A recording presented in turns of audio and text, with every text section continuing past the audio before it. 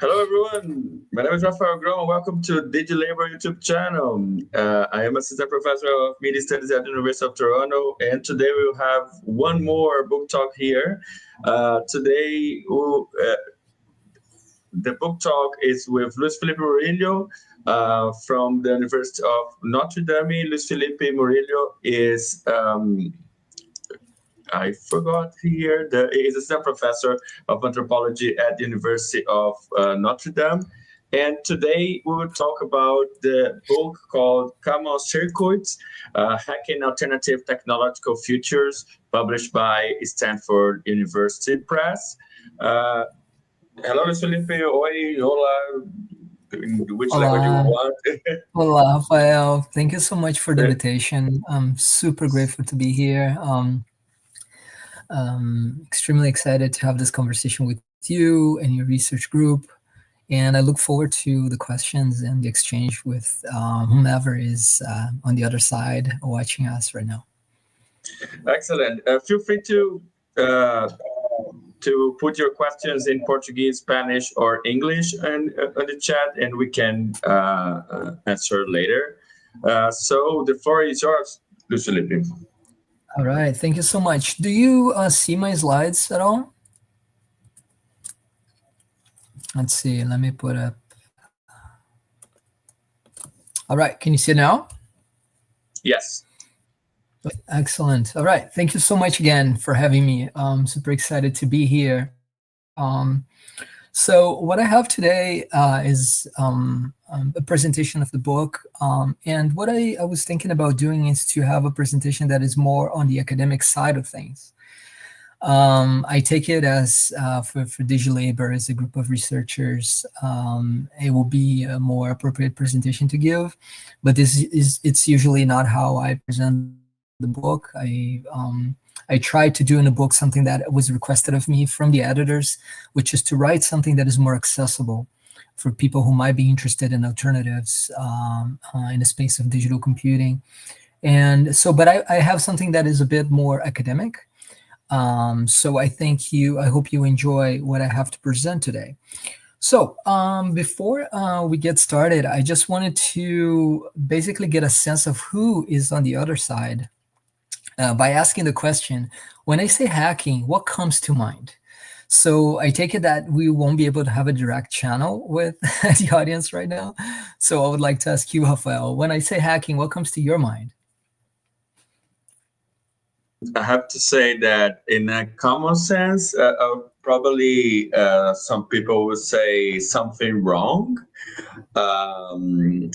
Other people can think of something counter hegemonic in order to like hack in the system, and this can be used not only in technological forms, but I'm seeing a lot of people in gender studies, queer studies, talking about hacking the gender system as well. Mm-hmm. Mm-hmm.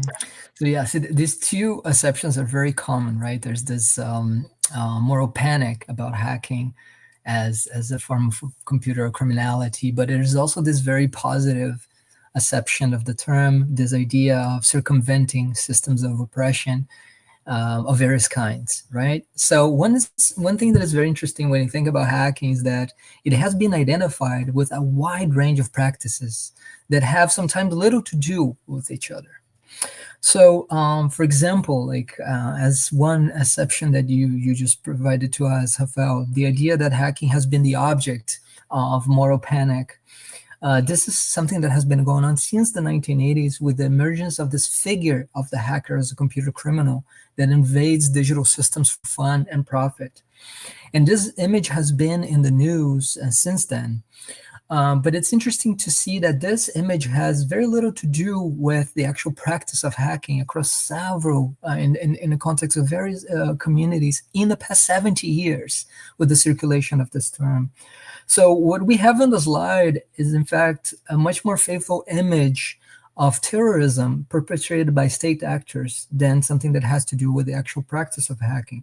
But this is just one popular appropriation of the term, a very popular, if not pervasive, understanding of hacking. But hacking has been applied to several things, like the idea of hacking schooling, which would make, of course, Ivan Illich very proud. The idea of hacking food and coming up with some form of experimental kitchen. The idea of hacking farming. The idea of hacking biology in community labs.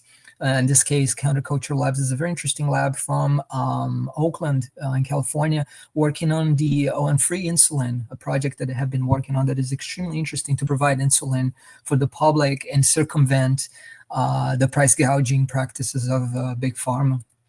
There's this idea also of hacking healthcare. In this case, which is very curious, is also sponsored by public health organizations, institutions, and corporations. The idea of hacking humanitarian aid, again, with corporate support. The idea of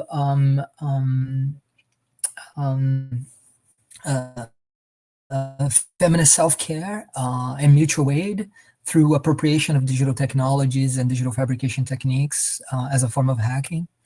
And of course, which is very curious, this idea of corporate software development, where the term hacking is appropriated. In this case, of a well-known platform that you know that profits from social relations, building a global empire on PHP of all languages. There is also very important appropriation of hacker activists of hacking. This idea that of using hacker techniques and transposing them to the space of social movements.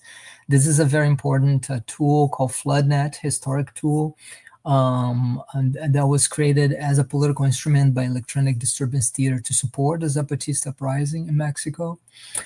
There's also the traditional idea of hacking as the development of exploitation tools to explore security vulnerabilities on various systems.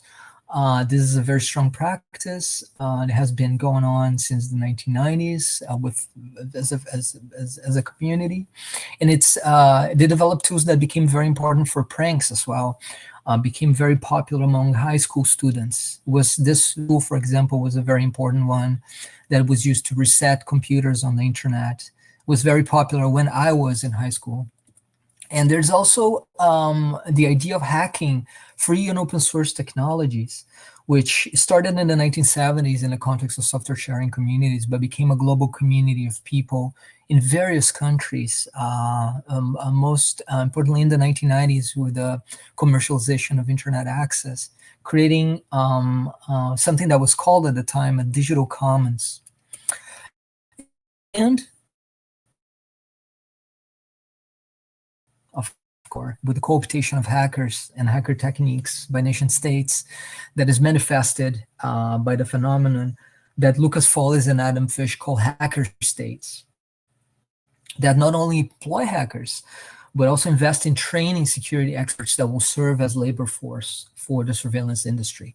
So the public has become very aware of this problem since the Snowden revelations in 2013, but the hacker community and the intelligence community knows of this practice since at least the 1980s with the recruitment, for example, of the KGB by some German hackers that were remotely affiliated, some of them closely affiliated with the Chaos Computer Club.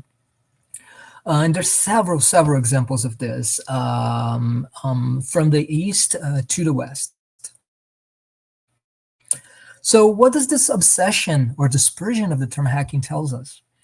Why does it seem to be everywhere these days, even when it's not? So this is how I start the book, by providing a series of vignettes that give you access to this wild dispersion of hacking. And the goal of starting with these vignettes is basically to get the reader to understand how hacking has shape-shifted historically to become this catch-all term for anything that is clever, for anything that may be subversive, or for something that is makeshift, with varying degrees of technical prowess or political commitment to a political project. So what is important to recognize is that beneath the surface of public discourse, with competing definitions, what stands for hacking, we find minor histories of computing connected through a common thread. And this common thread is that hackers have fostered a common as a principle to create community with, for, and through computing. So before we continue, I think it's important to clarify what do I mean by common. So this term has been an object of debate across distant, if not adversarial, intellectual genealogies. From the foundation of the critique of political economy in the Marxian presentation of primitive accumulation with enclosure of the common lands in the medieval open field system in Europe, to the eugenist and conservatist biology work of the biologist Garrett Hardin, whose work was equated with the common, he equated the commons with environmental degradation and collective tragedy. And then back to the work of, more recently, to the work of Marxist historians such as Peter Linebaugh and critical theorists such as David Boulier and Silke Helfrich, who reworked the concept of the commons instead as a form of action with powerful counterparts in the context of social movements in the past and in the present. So the common has been the object of historiographic work, sociological theorizing, political praxis, and concrete utopias, but also, which is very interesting if we look at the history of the term, Malthusian dystopias and formal approaches to the study of social environmental systems. So in the book, I follow a particular orientation in the ethnographic study of commoning as a technical and political practice, where the commons is more than a regime for management common resources, which has been established in the literature by the fundamental work done by Elie Ostrom, or the network approach to the collaborative provisioning of digital goods on the internet, as in the commons-based peer production model that was theorized by Ilkay Benkler.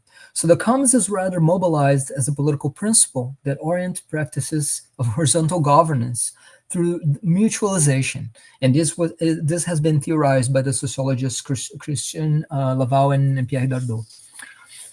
The definition of common circuits is also oriented by the critique of the liberal subject of the commons, the subject of a rational choice theory, which has been the object of the colonial critique in the work of the economist Franklin Obeng-Odum, but also in the work of political philosophers such as Antonio Negri and Michael Hart. As I will explain as we dig a little bit more on the empirical material of the book, in the context of communitarian experiences with computing, commoning refers to the practices for creating, sharing, and sustaining technologies in the common interest. And here, it's important that we take and we look carefully into the word interest.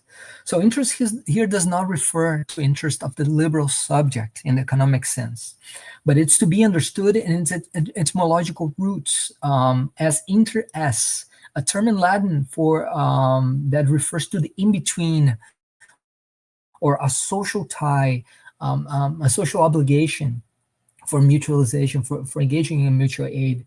And for our purposes here, a bundle of ties between us and our technical objects. So this is the point where we connect the literature of commoning with the long trajectory of economic and political studies of gift-giving based on the work of Marcel Mauss, but also the work of our colleagues in the anti-utilitarian movement in the social sciences, Alain Caillé and Jacques Gubout, on the question of the associative phenomena in the contemporary individualistic societies. So the concept of the common in the gift provides us with a theoretical framing from which I pose a question of interest to hacker studies, but also of contemporary interest to us, concerning the role that big tech plays in supporting a rapid transition into autocratic and authoritarian political regimes. So the question that I ask is, what role hacker projects, and hacker spaces play in prefiguring technical political futures? So what can we learn about the role of hackers in creating and fostering a commons through specific practices of commoning? Assuming the common as a political principle that stands in between markets, states, and platforms, offering alternative sociologics of exchange with horizontalist practices of governance, what are the infra-political alternatives to big tech? How do we identify them? How do we study and support them, most importantly? So let's switch gears now and talk a little bit about the structure of the book. So what I will present now is a set of elements, and I will present rather fast in the interest of time, elements of the research project that I pursued to respond to these questions that I just posed. So if I could summarize in a long sentence what the book is about, I would say Common Circuits presents an anthropological study of a transnational network of community spaces that distinguish themselves through their creative workarounds to create alternatives to big tech computing. So why is this important to investigate? In the book, I argue that a substantial portion of our attention has been dedicated to the examination of the negative effects of digital computing as support infrastructure for global and financial capital and surveillance states. This body of literature has been fundamental for the work that I present here, the work that I presented in the book. There's absolutely no question about how urgent this body of work is for all of us in the present moment. But at the same time, I posit that not enough attention has been paid to the concrete alternatives that are being created as interruptions, albeit ephemeral, but in any case transformative and generative, to neoliberal and neo-fascist projects that are empowered by digital platforms. To avoid the analysis paralysis of the armchair critic of neoliberal economization of everything and everyone, I would suggest that it's important to focus on the alternative to states, markets, and platforms that the contemporary politics of the common offers to us in the present. It's important to study in equal measures the digital infrastructuring of corporate and political powers, at the same time that we study the heterotopic spaces of resistance. So the starting point for the book is not only that we can devise alternative technopolitics to big tech through minor circuits of computing. That's one of the points that I'm trying to drive in the book. But also that non-hegemonic hacker projects and spaces open up fundamental questions regarding the persistent ontological divides between the technical, the ethical, the political in science and technology. And that's a more theoretical point. To explore the attempts to create alternatives to big tech, I pursued counterexamples of conviviality as well as frictions and contradictions in common circuits of community spaces called hackerspaces. In this context, common circuits refer to the infrastructural conditions for informal learning through collaboration with open technologies. I do this by first looking into the history of commoning practices with anemic and ethic understanding of open technologies. That is, one that comes from the philosophy of Gilbert Simondon, and another that comes from the community itself. That is, through the ways in which the community categorizes free and open source technologies and antagonize what they call proprietary technologies. They're often frowned upon. For the former, openness refers to technical objects that are open for recombination and substitution in a particular technical ensemble. According to Simondon, openness has also an ethical dimension that stands, in his words, as a respect for the other, whose work we get to recognize in an open technical object. For the community definition, on the other side of the token, that I analyzed in more detail in the book, openness stands for a set of flexible copyright licenses that describe the freedoms that one can have with a particular technical object. Free and open source technologies, in this context, often refer to moral economies that are animated by computer technologists. It describes a set of practices to facilitate exchange by examining and improving on an open project in the register of the gift. But not only on the register of the gift. These practices are hybridized, and this is a key point that we learn from the literature and by looking carefully into these communities. They're often hybridized with private and public institutions, which are more often than not also a source of tension in the history of free and open source projects. So after the exploration of what I call common in computing, I proceed to elaborate on the notion of commoning as a method. So I have a few words to say about the method which is described in the book.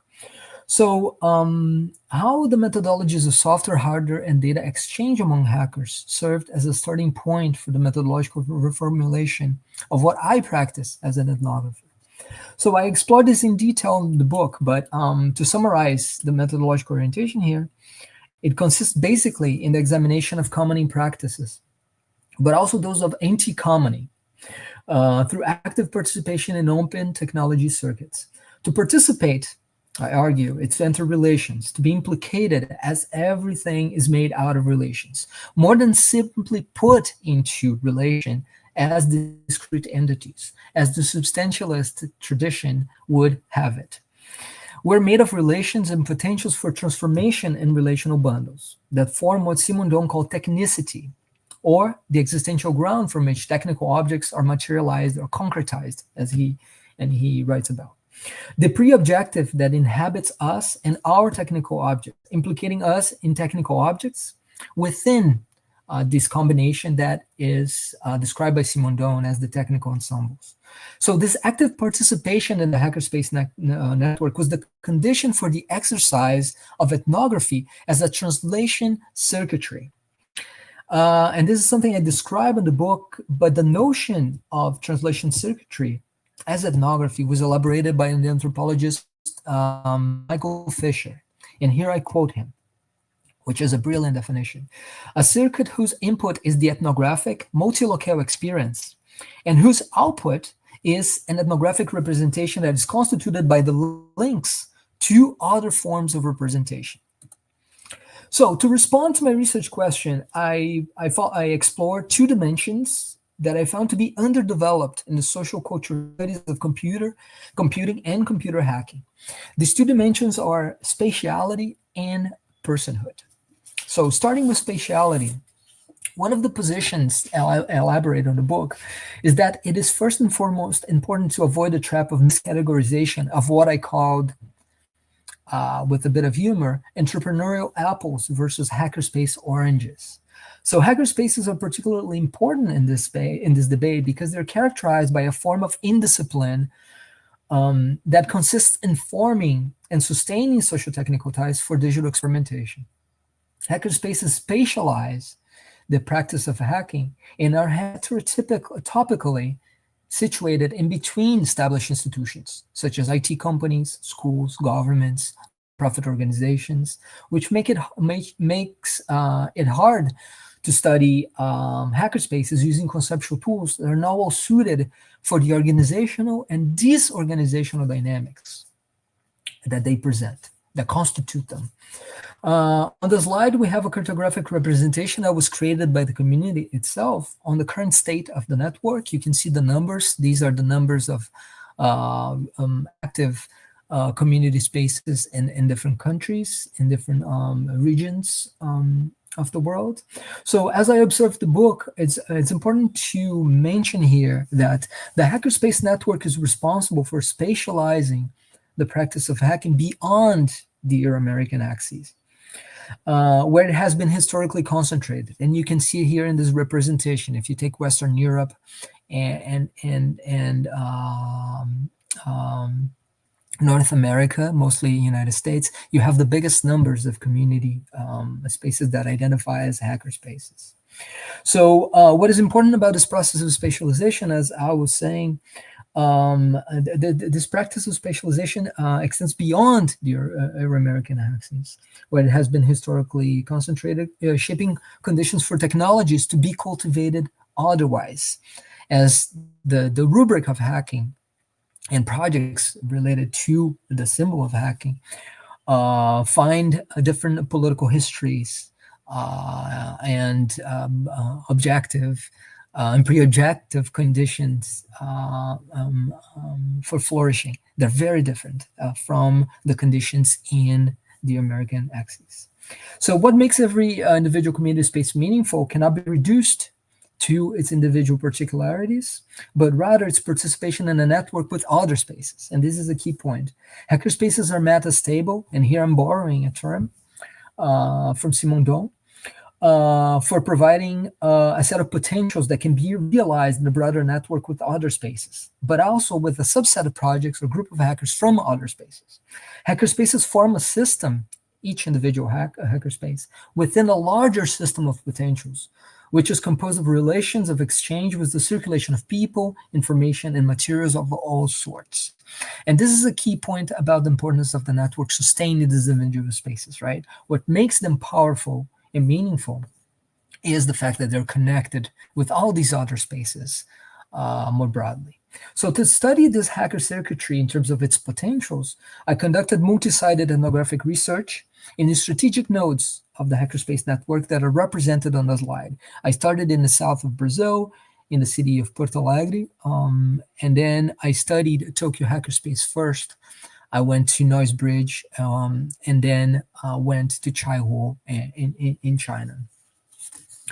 So the criteria for site selection included, number one, the active participation in the development and exchange of open technologies. That's how I decided where to go. Number two, the circulation of hacker and open projects across sites. It was important to understand what projects were coming from different community spaces and were circulated and being appropriated in other community spaces. And number three, the cultural and political relevance of these projects conducted by a local community to the global community. So I stayed from 5 to 8 months at each location, but I continued to participate in the exchange of with hackerspace members and follow the projects at conferences and over the internet after I left a physical site. So the bulk of the research was conducted between 2013 and 2015, and I continued to work on the project until 2017.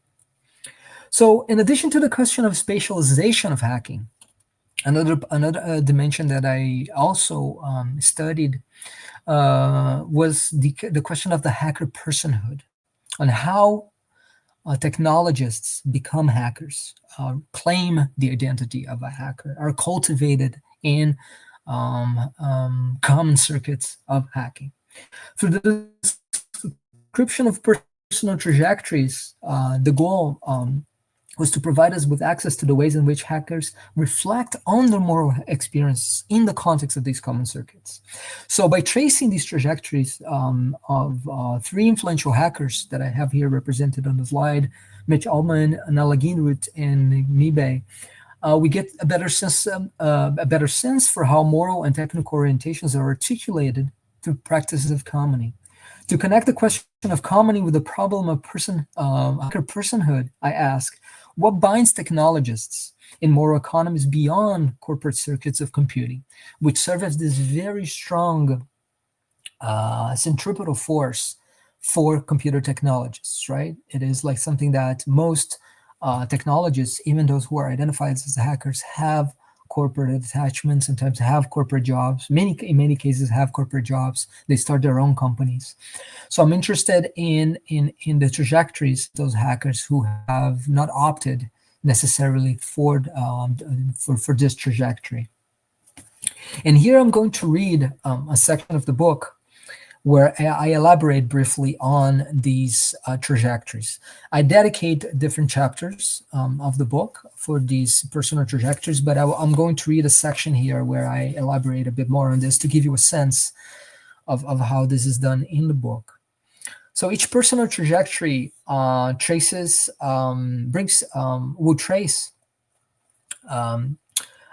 distinctive experimental grounding of hackers as they learn to learn through exchange of open technologies. We describe the constant search for community, through which Mitch, one of the founders of NoiseBridge, became one of the global spokesperson for the Hackerspace Network. And this is done in chapter 2. In the tech pilgrimage site of San Francisco, Mitch promoted community as an antidote to the never-ending gold rush, where computing stands for the ultimate symbol of disruption, quote unquote, leading to the dispossession and displacement for those who are not connected to computing and financial industries in the San Francisco Bay Area. His trajectory is one of political cultivation in queer spaces, communes, and happenings from the 1970s to the present. We turn next to the trajectory of Nalaginrut, the object of chapter number 4, childhood resident hacker and one of the Shenzhen do-it-yourself founders, who combines the practice of software and hardware sharing with questions of prosperity, familial commitment, and community making in a cosmopolitan center of Shenzhen. In Alleghany's experience, we find the articulation of hacking as a spiritual calling at a crossroads of new Calvinism and new Confucianism in post-socialist China. His work is perceived by the local community as fundamental for bringing young Chinese engineers to participate in common circuits. And finally, in the technical landscape of Tokyo, we engage with the trajectory of Nibe, chapter 6, a veteran hacker whose software and hardware development practice are interpreted curiously through the golden rule in its negative form. Hacking as a moral imperative that prevents expert technologists, such as himself, from exercising power over others. Or as he puts it, and here I quote, hacking for doing no harm, close quote. So let's turn now to the material, more of the empirical material that I discuss in the book. So the first space that I described on chapter 2 is a space of central importance where commoning takes the form of a constant demand for the participation of the collective governance of the space. But it's also a call for the participation in more ordinary hackerspace activities that you see across the network in many spaces, such as public workshops for programming languages and frameworks, such as Python or Godot, obscure operating systems or not so obscure operating systems like Linux or Plan 9, information security workshops and training, but also digital infrastructure that is self-hosted locally to circumvent the surveillance apparatus of data extractive corporate platforms. But also we see these practices of commoning in numerous open hardware gatherings. At Noisebridge, they're called Circuit Hacking Mondays. We can see them across several other hackerspaces in the network as well. And they bring together expert technologists and enthusiasts that meet for hardware exploration. So one of the most peculiar aspects of Noisebridge that I would like to highlight here, there's much more to it, of course, but I would like to highlight the commitment of its members to the radical openness of the space. This idea and this value that the space should be kept 24/7 open to anyone without restrictions, with a wide distribution of keys and key codes for entering the building.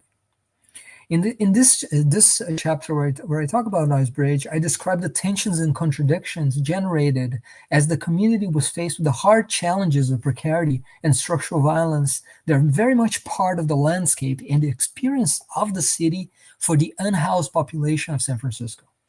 During and after Occupy San Francisco, Noisebridge became a clear ally, and yet tensions between Noisebridge participants who had a middle-class basis and those in a precarious position open up a vast gulf between them, threatening the experiment of radical openness. Tensions arose, for example, over the right to sleep at Noisebridge.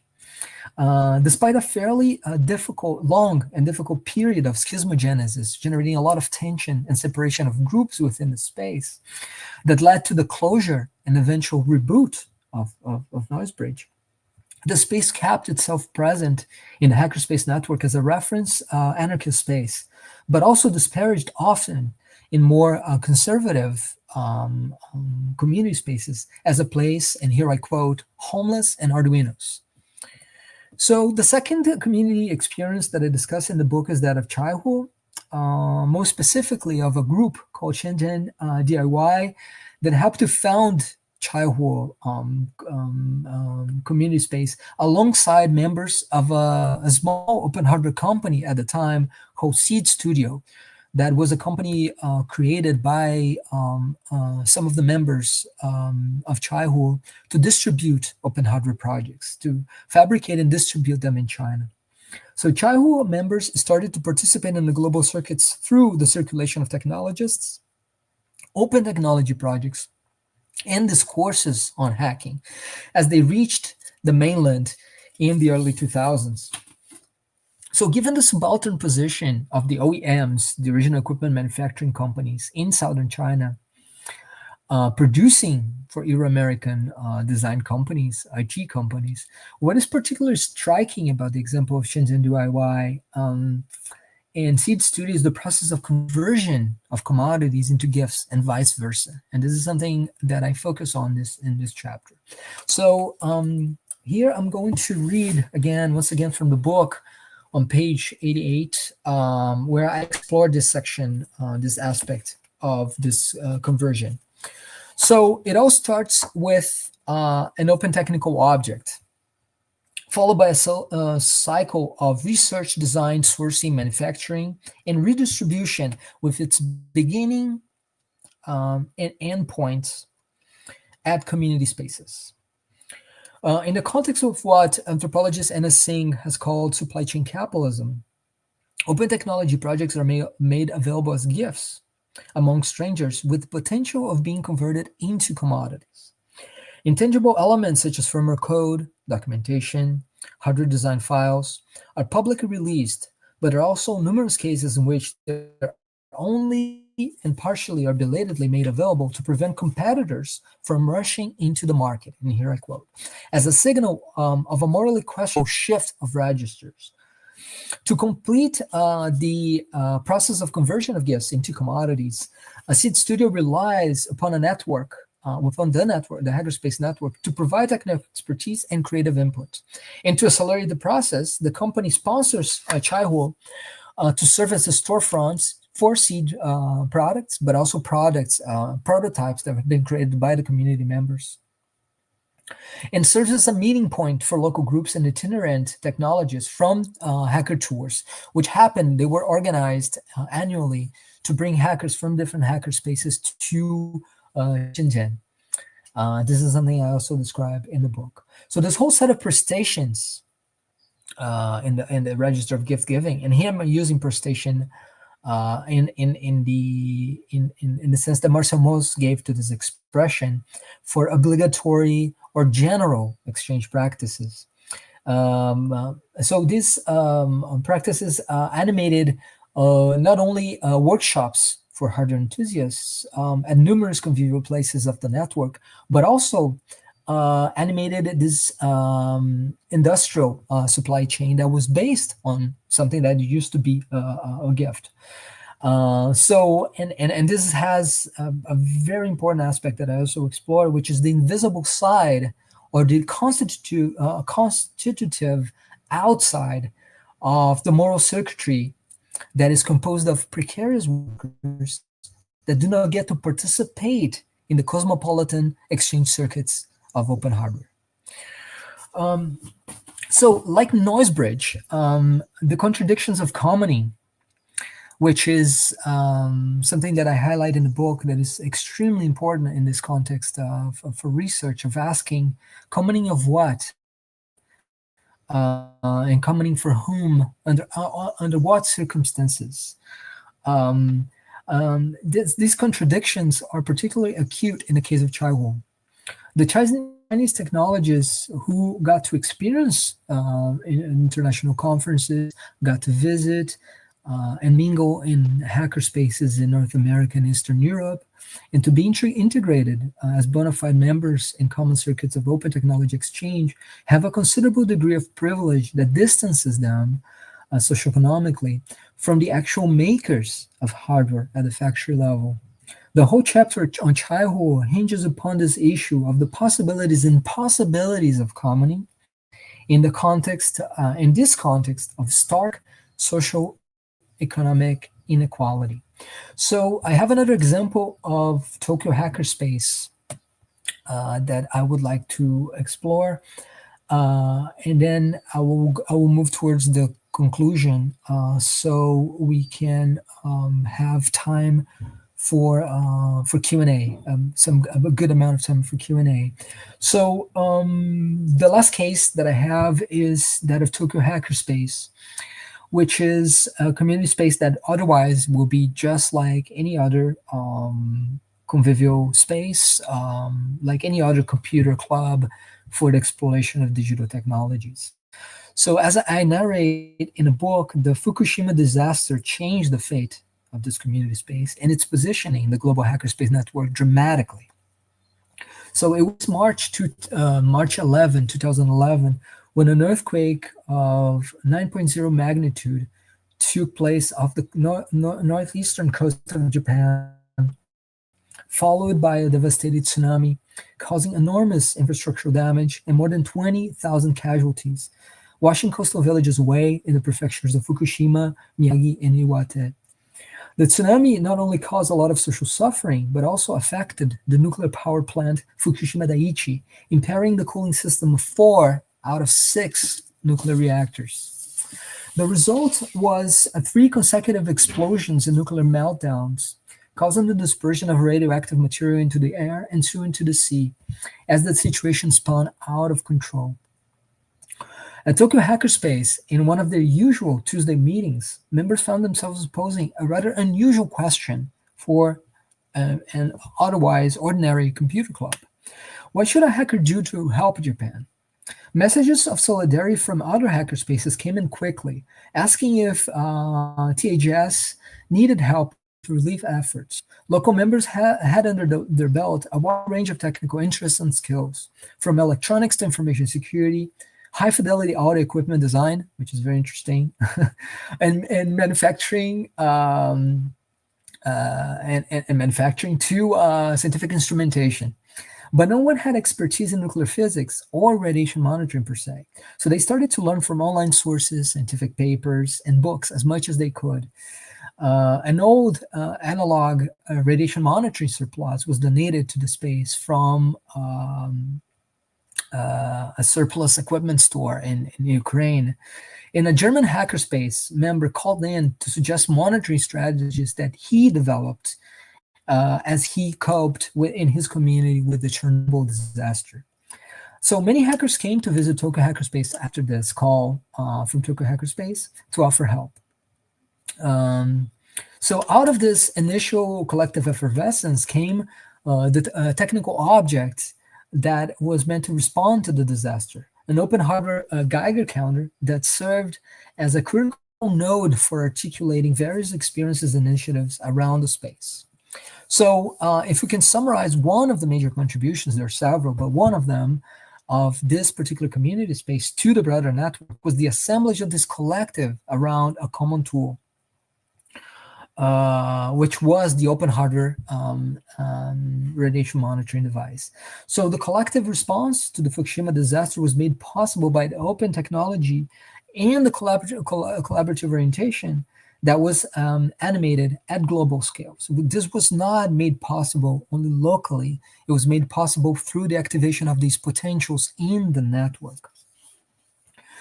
So I discussed this process in the book in terms of a responsibility to respond to the disaster. And I do this after a term coined by Donna Haraway, this idea of the ability to respond, not responsibility as the individual responsibility of the liberal subject, but rather the pre-objective of objective conditions that potentialize a collectivist response, a response that is made possible through comedy. So to conclude, I will offer some of my concluding remarks and we can get to the Q&A. So what do we learn from these 3 hackerspaces, their network connections, and the trajectory of these key technologists and their open projects? So to return to our initial question that motivated the book manuscript, are hackers and hacker projects prefiguring alternative technopolitical futures? So the registers of spatialization and personification that I presented here, but that I develop in the book, are structuring axes for the project that is the basis of the book, because they put into evidence unlikely interruptions to the neoliberal self-making and digital infrastructuring. That's pretty much the norm in the space of digital computing, except, of course, for the alternatives that I have been talking about in this presentation. So, number 1, spatialization of hacking with technologists who create autonomous spaces through common gift exchange circuits. But they do so under very different conditions with very distinct potentials, as we saw in the case of Noisebridge, Chaihu, and Tokyo Hackerspace. And number 2, the personification of technologists as hackers, the process of cultivation of a hacker persona. that is the result is made possible through common circuits, which in turn serves as a condition for participation in open technology projects. And this is something I describe when I get into the chapters with or histories with the personal trajectories of Mitch Altman, Nala Giroud, and Nibe. So these two projects, when combined, this is something I would like to highlight, made possible yet another process, which is something that is a very, very strong interest in hacker studies. It's the process of politicization of technical expertise, where hacking is identified otherwise in collaborative arrangements and practices of mutual aid for challenging the persuasive logic of association around entrepreneurial forms. And we have important books in the literature exploring these logics of association around entrepreneurial forms, which are pretty much the norm around Euro-American makerspaces, but they're also to be found in fab labs and other spaces in several countries in Latin America, East Asia, Eastern Europe, etc. So, as I demonstrate in the book, conviviality is fostered in common circuits to interrupt this calculative logic that shapes computing enterprises. Privilege instead, co-learning experiences are often not framed as such. So to conclude, I would like to read some of the final paragraphs of the book. And of course, I'm spoiling, this is a spoiler for what you might encounter as you read the book. I'm not going to give away, of course, all the conclusion, but I am going to read just one paragraph to get at the core of some of my concluding remarks regarding the relationship between hacking ties and hacking ties, with different emphases on hacking and ties. So let me explain what I mean by that, this dynamic that characterizes the experience of hacking.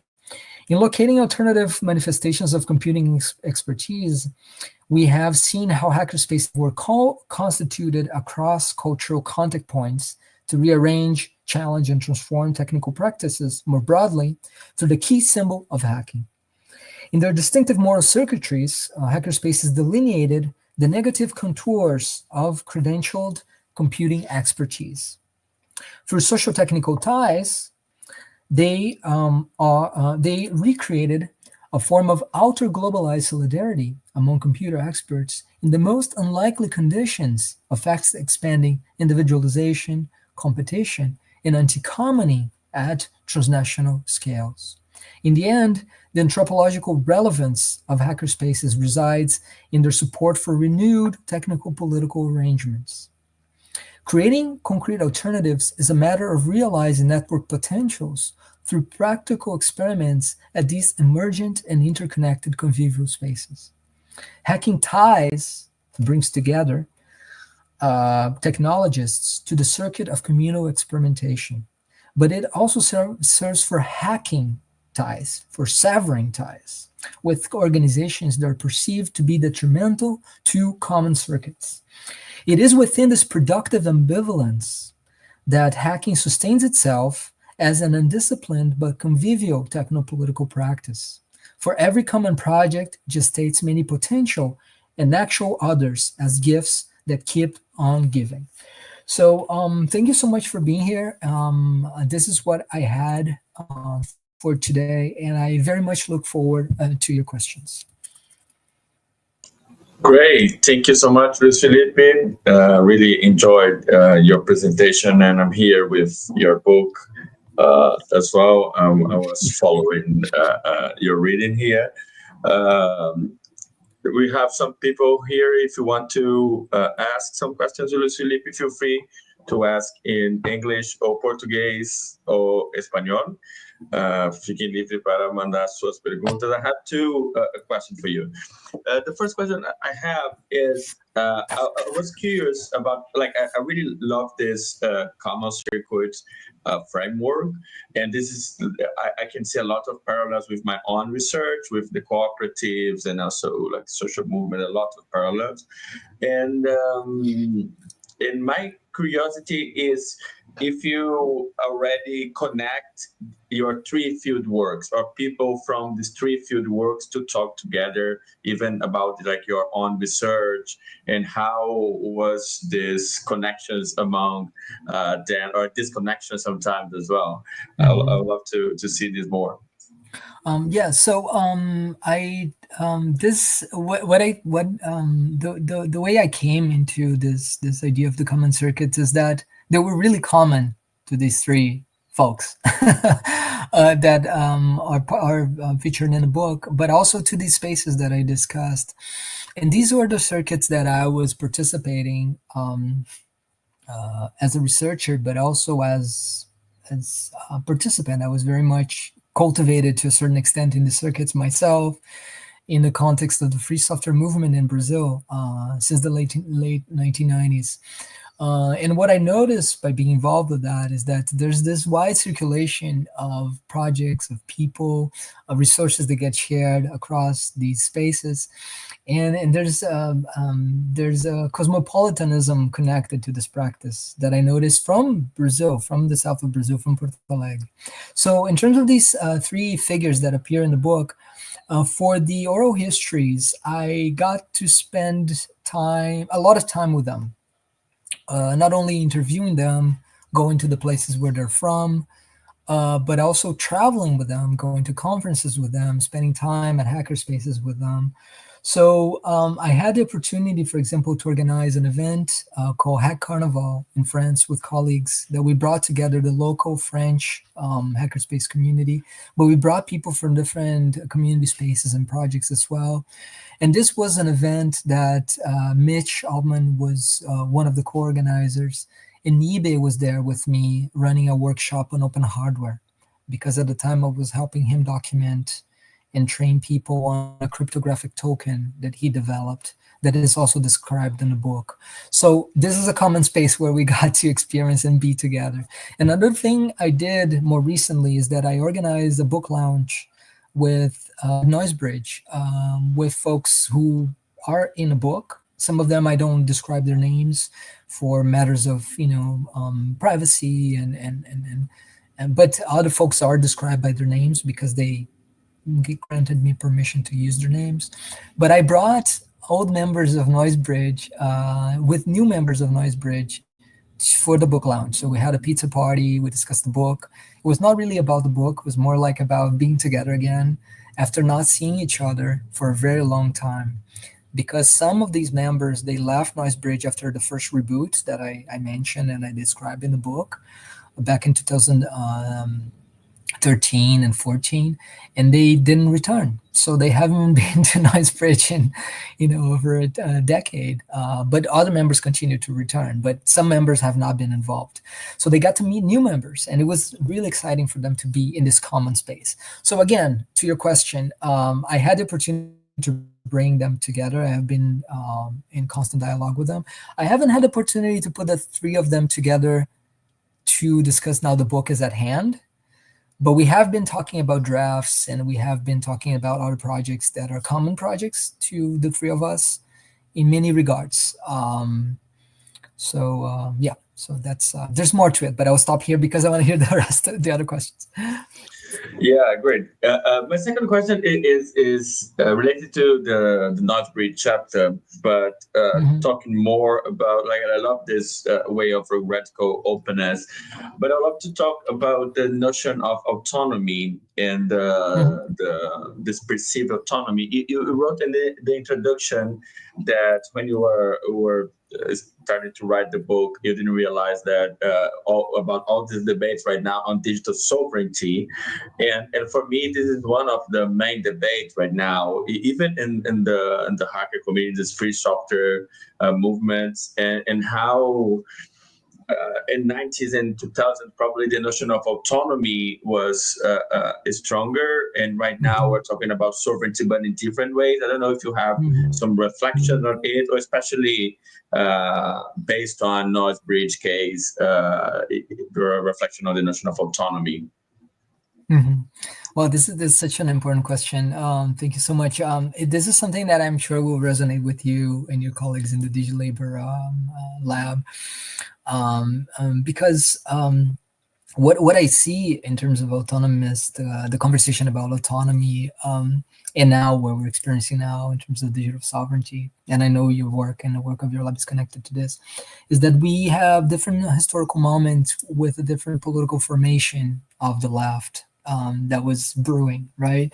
So the conversation of autonomy, of autonomismo, or autonomous movements came out of a development of not a development, but an unfolding of the new left, connected with more anarchistic side of the social movements, and less with the party form and party organized, more structural forms of organizing the left that were previous to the rise of the new left from the late 60s, onward. So in the 90s, when we were thinking about digital autonomy at the time, we're very much informed by the articulation of the anti-corporate globalization movement, where one of the big banners was the question of autonomy, right?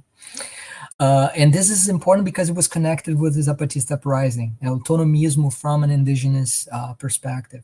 That spoke very deeply to us in Latin America, as you know. And again, back to the point about you being connected to your work and in your lab, because for us at the time, and it still is now, the discussion of sovereignty was to create the conditions for us to develop the technological infrastructures and tools and communities and cultures that represent more of our needs and our political sensibilities, right, and our context, right? So I see that the autonomy at that time was connected with the anti-corporate globalization movement, the influence of Zapatistas at the time more globally, and of course the turn to autonomist, anarchist forms of organizing in on the left, the new left, or the newest left happening, with the anti-corporate globalization movement, and then we see a moment where this mobilization does not have the same expression, by 2005, 2006. That's how Jeffrey presents his book on the anti-corporate globalization movement, Networking Futures, right? And then we have a new moment, I think now, of mobilization that we try to recuperate some of these struggles and connect with what happened back then. A lot of people are using the concept of sovereignty because now we have the presence potentially of big nation states, trying to serve as a mechanism, as a stopgap to the brutal takeover of corporations that have a global range and a global control of digital infrastructures. So that's how I see it. Yeah, but that's just like a quick response to what you these two terms, right? The connection between autonomy and sovereignty in this debate about digital. Yeah, for me, this is one of the big debates right now, the commonalities and specificities of these two notions. I don't know if there are questions here. I have one more. It's more like it's my own question, but also a lot of people I am engaging with here at the University of Toronto or even in Brazil, is about writing a book in English for someone who is not a native speaker in English. I'm starting to write my own book in English as well, and I'd like to know from you, what were your main challenges while writing this book, especially I'm imagining like how to translate into words and in English three different sides and the different word for a different audience. You started your talk addressing exactly how the editor advised you about the book. So I'd like to see to know more about what was your process writing this book. Mm-hmm.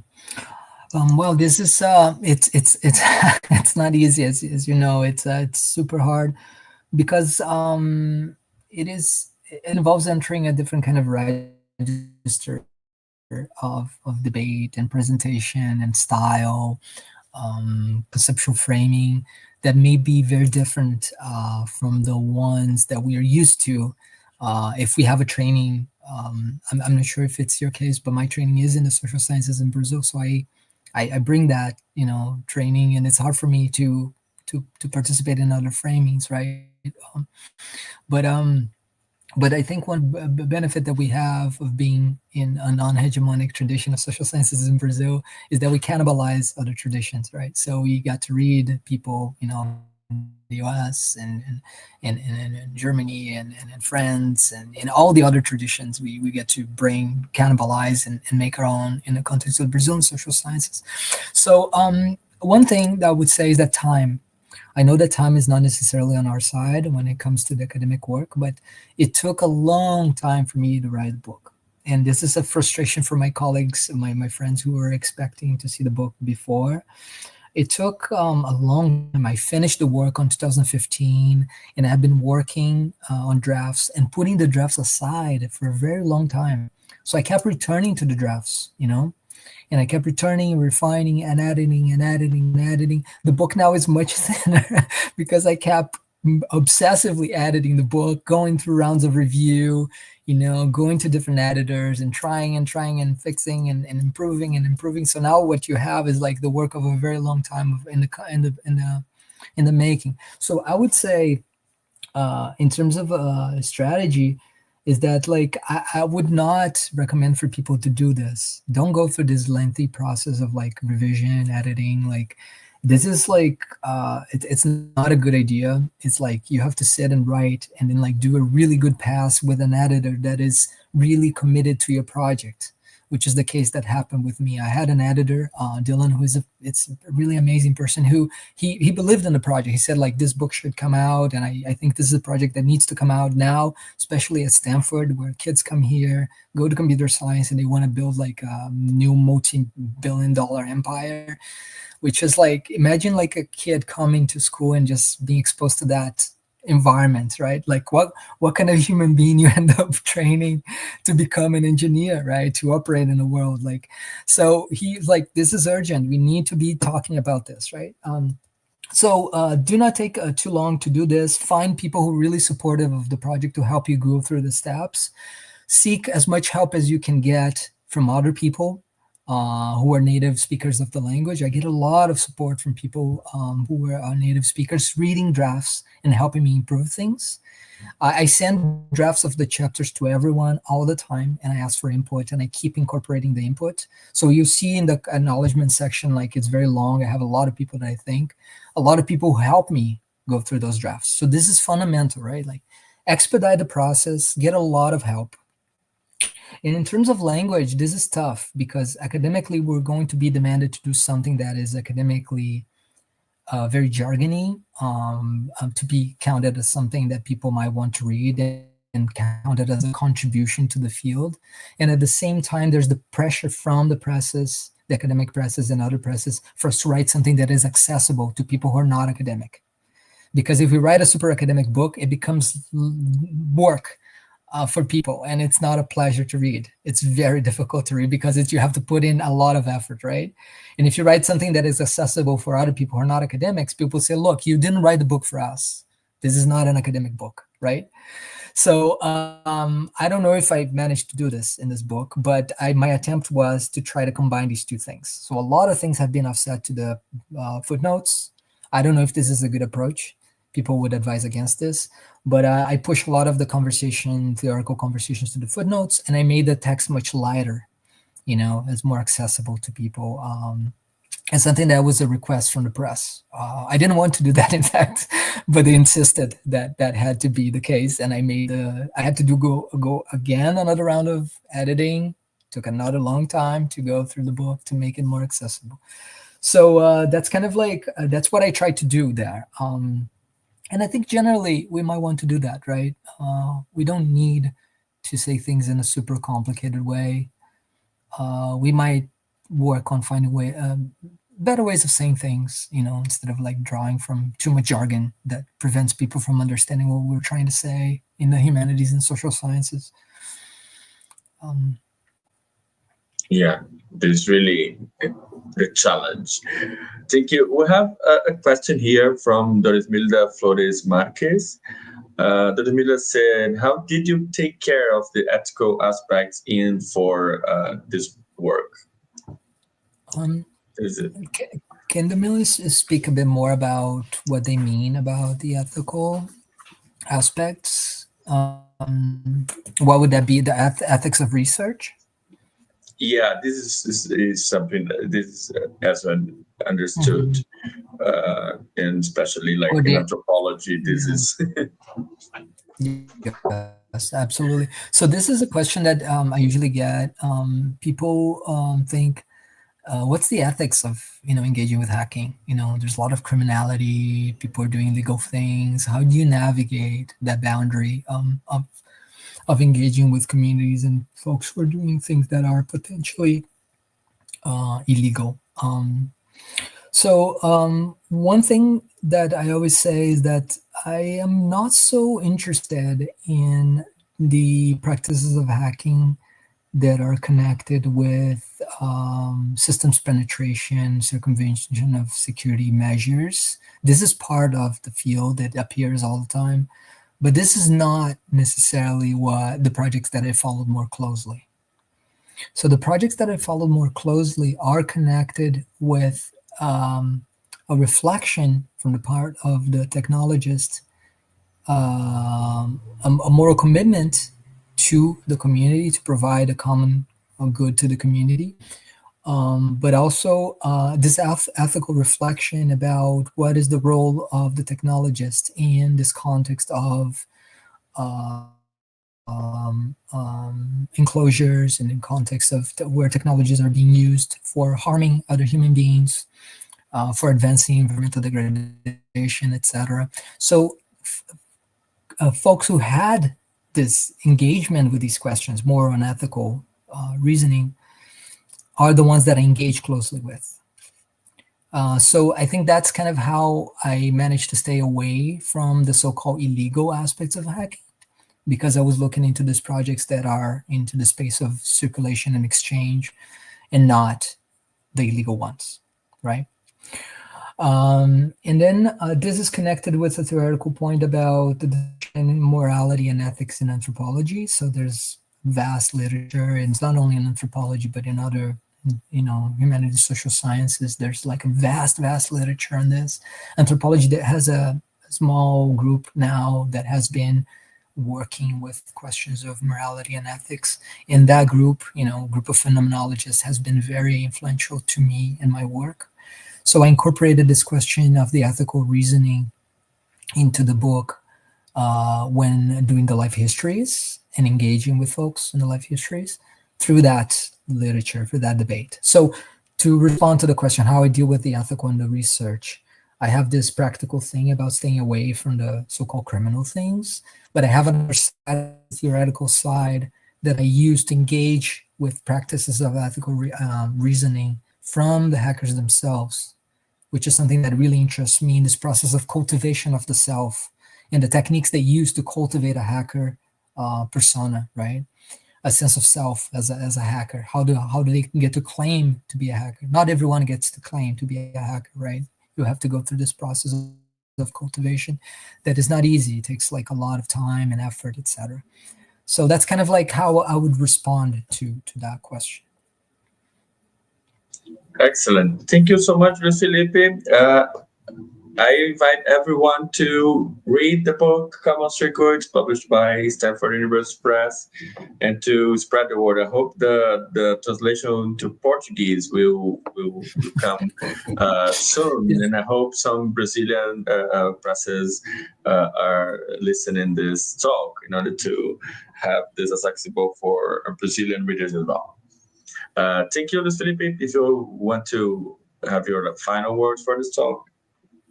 Well, I just wanted to thank you so much and your colleagues in your lab for having me. It's a real pleasure.